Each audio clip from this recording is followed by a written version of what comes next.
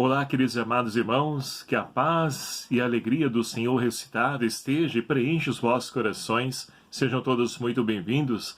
Que alegria poder nos encontrarmos aqui hoje, nesse segundo domingo da Páscoa, nesse dia 19 de abril de 2020.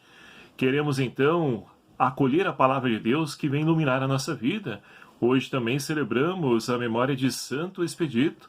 Tantas paróquias que eu tenho como padroeiro, algumas capelas. Queremos pedir também a intercessão deste grande santo que nos convida à conversão no hoje da nossa vida. Convido você então a tomar comigo a palavra de Deus. Hoje a primeira leitura, extraída do livro do Atos dos Apóstolos, capítulo 2, versículos de 42 a 47. O salmo responsorial é o Salmo 117. Segunda leitura, extraída da primeira carta de Pedro, capítulo 1, versículos de 3 a 9.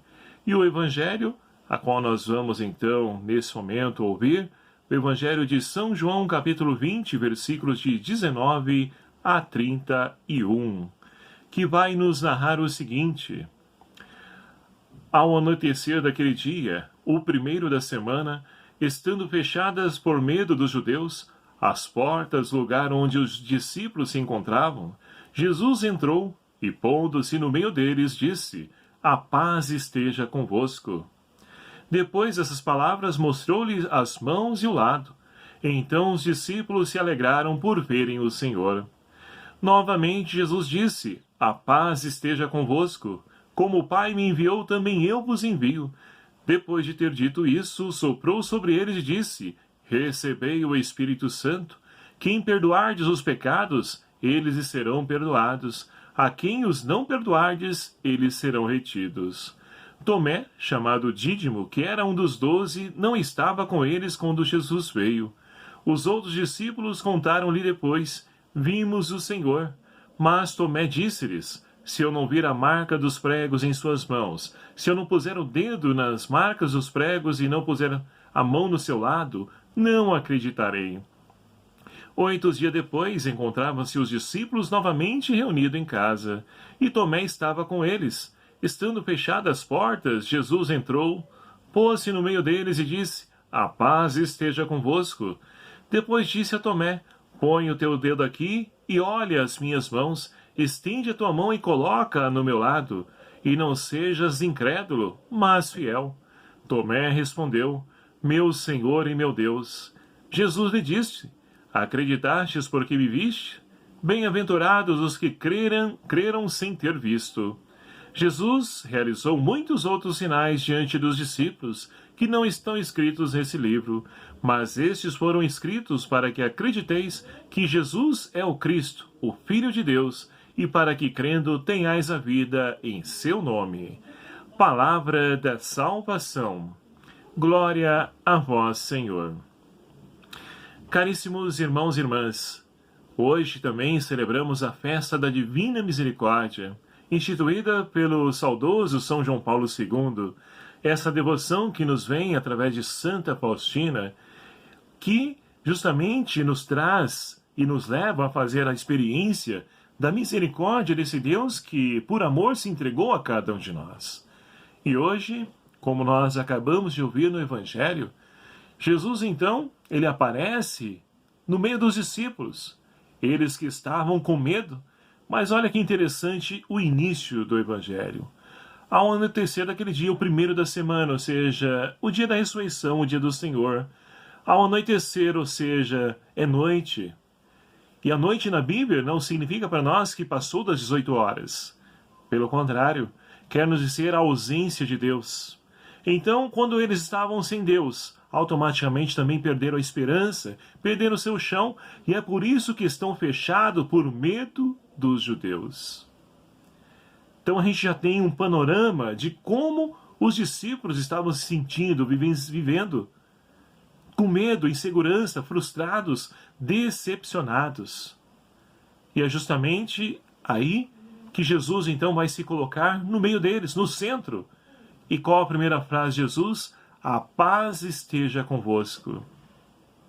A paz, meus queridos amados irmãos, é o shalom almejado pelos judeus, que, muito mais do que a ausência de guerras, de brigas, de conflitos, quer dizer onde todos tenham um meio de vida digna, onde todos tenham a dignidade humana. Isso que, infelizmente, falta a muitos irmãos nos dias de hoje. Então, Jesus deseja essa paz para os seus discípulos e para toda a humanidade. Só que essa paz, ela é fruto da justiça. E a justiça, não a justiça dos homens, que infelizmente é falha. Mas somente Deus pode julgar com propriedade porque Ele vê o coração. Os nossos juízes buscam, através das provas, argumentos, fatos, fazer a justiça, mas mesmo assim estão propensos ao erro.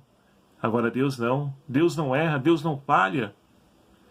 Então, meus queridos e amados irmãos, é preciso buscar fazer a justiça divina para que todos possam usufruir dessa paz a qual o Senhor, então, Ele vem transmitir a toda a humanidade.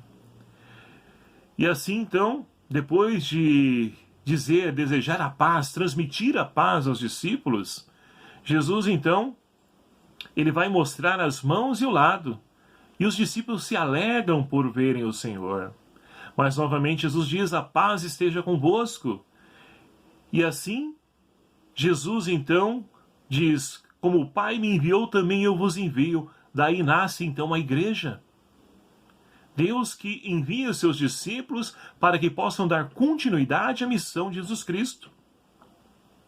E aqui, então, abro um parênteses para que a gente possa ir até a primeira leitura de hoje. A comunidade que fez a experiência do ressuscitado, olha só, é um modelo ideal de comunidade. E é esse modelo que traz para nós hoje a primeira leitura dos Atos Apóstolos, onde então todos aqueles que se converteram ao cristianismo eram perseverantes em ouvir os ensinamentos dos apóstolos. Olha que interessante. E nos dias de hoje a igreja, ela também busca se manter fiel aos ensinamentos dos apóstolos, que são os sucessores de Pedro, os nossos bispos nos dias de hoje. Eles, então, são os discípulos de hoje, que trazem para nós a riqueza dos ensinamentos através da sucessão apostólica. E nós, enquanto igreja, enquanto comunidade, somos chamados também a permanecer fiéis aos ensinamentos apóstolos. Vira e mexe, escutamos algumas doutrinas que buscam desviar, se afastar daquilo que é a essência de que Jesus transmitiu à sua igreja. Não podemos, então, deixar-nos seduzir por tais heresias, mas é preciso permanecer firme, porque esse é o ideal de uma comunidade comprometida com o ressuscitado. E aí a comunidade também ela se mantém firme, fiel na comunhão fraterna, na fração do pão e nas orações. Uma comunidade, queridos e amados irmãos, fiel ao ressuscitado, ela se reúne para partir o pão. E nós podemos então dizer, você pode me questionar, mas como nós vamos fazer isso? Estamos vivendo a pandemia?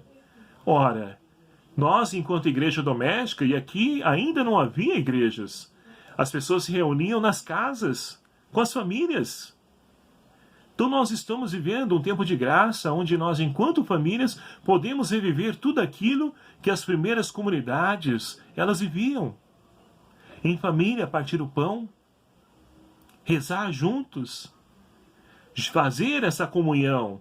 E olha que interessante, partir também o pão, dividir o pão. E nos dias de hoje, ainda mais nessa época de pandemia, muito mais pessoas estão necessitadas, melhor dizendo, de uma ajuda da igreja. E é por isso que nossas comunidades estão pedindo aqueles que podem contribuir, colaborar com 1 quilo de alimento, para que possamos então ajudar os irmãos que estão numa situação pior, necessitados até mesmo do alimento físico. Então, meus queridos amados irmãos, é preciso viver esse modelo de comunidade, começando na nossa casa, partilhando o pouco que temos, partindo o pão, unidos em oração. Olha que riqueza! Então esse é o modelo de comunidade a qual então nós podemos contemplar daqueles que fizeram a experiência do Cristo ressuscitado. E ao olhar para a minha casa, para a minha comunidade, a minha igreja doméstica, eu estou me identificando com essa comunidade? Nós vivemos dessa forma? Ao olhar para a minha comunidade, onde nós nos reunimos para celebrar a fé, é dessa forma que nós então agimos, que nós nos portamos? Então é preciso retomar o caminho. Fazer a experiência do ressuscitado é viver, então, como outro Cristo, é ser outro Cristo na vida dos irmãos. E assim o salmista de hoje nos convida a dar graça a Deus, porque Deus é bom, eterna é a sua misericórdia. Misericórdia é essa que, então, voltando para o Evangelho, nós então ouvimos Jesus dizer para transmitir aos seus discípulos. Tamanha era a sede de Deus, então, ali dar o Espírito Santo para a sua igreja. Se lá no Evangelho de São Lucas, Pentecostes se dá 50 dias após a Páscoa, no Evangelho de São João, Pentecostes se dá no dia da ressurreição. Porque Deus tem sede de poder, então, fazer com que a igreja dê continuidade à sua missão. E é por isso que ele sopra sobre os discípulos, receba o Espírito Santo. Pentecostes acontece aí. E Jesus vai além. Ele então vai dizer para os seus discípulos, olha só que interessante. Nós temos então, como o Pai me enviou, receber o Espírito Santo, e a quem perdoar dos pecados, eles serão perdoados. E quem não perdoardes, eles serão retidos. Então, o Senhor concede o dom de perdoar os pecados aos seus discípulos. E aí muitos dias de hoje vão dizer, mas eu quero me confessar, não preciso ir até um padre que é um pecador como eu. Eu confesso diretamente a Deus. Mas Jesus tem sede de perdoar a humanidade e confere esse dom do sacramento da reconciliação aos seus discípulos. Hoje, os nossos bispos, nossos padres, eles recebem esse dom de poder perdoar os pecados. E aqueles que não foram perdoados serão retidos.